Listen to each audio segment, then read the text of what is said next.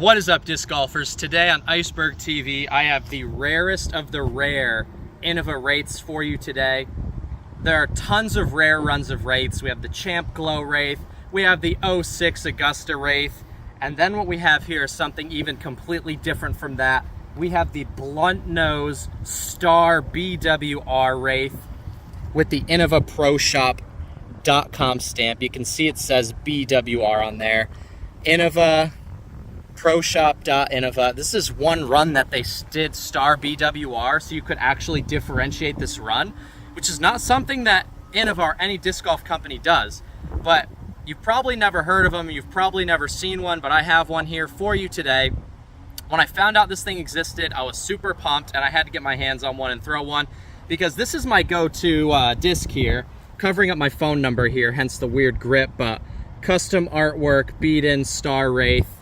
The biggest difference between this guy and this guy, the parting line on the BWR is like super low, and I think it's going to be a bit more understable. This is super beat in, this is brand new, and the parting line is really low, and it kind of has like an understable feeling curve here, similar to like a Road Runner. So it's almost like a mix between a Road Runner and a Wraith, and it definitely feels a bit different in hand from the normal Wraith. I'm thinking it's going to be a little bit more understable out of the box. We're going to give them both a throw in the field here and see how it flies. I haven't even thrown this yet. I've been waiting to throw this on video for you guys. So we're going to throw the yellow, then we're going to throw the BWR. So I'm super pumped to throw this. Don't forget to subscribe. Don't forget to like the video. I went through a lot to get this disc to show you guys.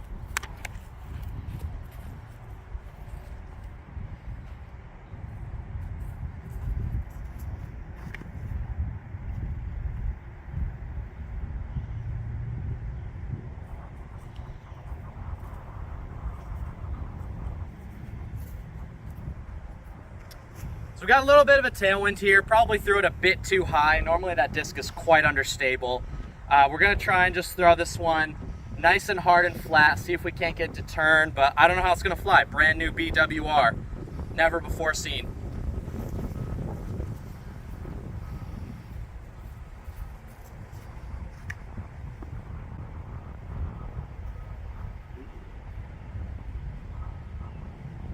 Oh, baby. That BWR went really far. It didn't flip as much as I thought it was going to. Seems to have a nice bit of stability, so we're gonna go grab them. We're gonna throw some forehands. I think this is gonna go really far on a forehand, so we're gonna slap a little forehand out there. A little low screaming forehand, Ezra Aderhold style. A low screaming forehand. And yeah, we're gonna go get them, bring them back, throw them again. All right, guys, we decided we're gonna just throw it back into the Headwind just to give, you know, a fair review to the BWR. It was a little bit more overstable than I thought it would be, so I think it's actually gonna fly nicely. Got a little bit of a headwind still, so I'm gonna try and smoke it hard and flat into the Headwind. And again, we'll compare it to the yellow Wraith as well. So we're gonna go yellow, then purple. Normal Wraith, then BWR Wraith.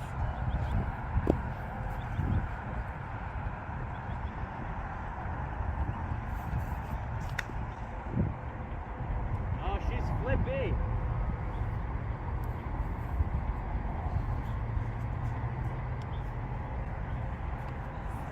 So I guess this is where the BWR comes in. You saw that headwind just held it right over. So let's see if the BWR has the stability to hang with the wind.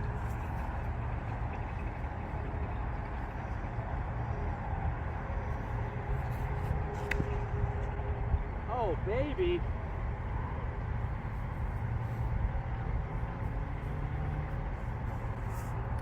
Interesting flight on that BWR. It really pushed through the wind, but then when it was time to fade and skip, it just sort of died. We're gonna have to give them one more throw apiece, and then I'll give my final thoughts on the BWR. All right, so now we are going to go with the forehands into the tailwind. I'm not sure either of these discs would forehand well into a headwind, but into a tailwind, I think they're going to absolutely bomb. So I'm gonna do the same thing. Normal Wraith, Blunt Nose Wraith. Gonna hit the Blunt Nose Wraith nice and hard and flat. It's surprising me with its stability every time I throw it. So we're gonna really trust it this time.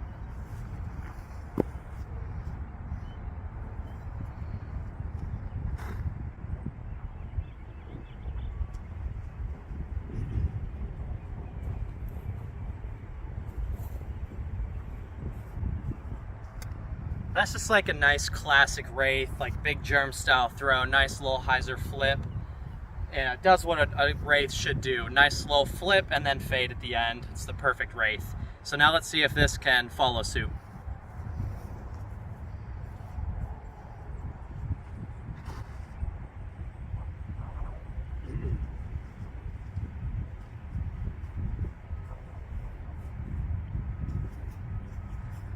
It's definitely a bit more overstable than that beat-in normal Star Wraith. I think with the blunt nose, I think it's actually slowing down faster. I don't think it's cutting the air quite as much.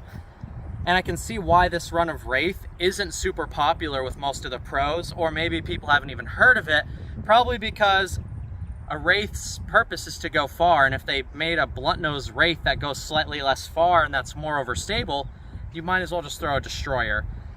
But overall, I do love the feel of the blunt nose Wraith, and I plan on continuing to have it in my bag for that more overstable Wraith option for headwind shots, shots that are a little bit less far, or if I want to forehand my Wraith into a headwind. I think the blunt nose Wraith is going to be a really great option for me.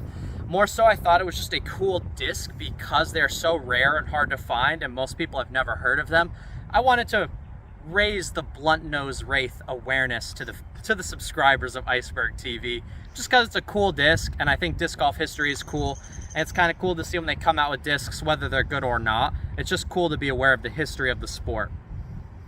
Comment down below. Don't forget to subscribe. You're watching Iceberg TV, and take care.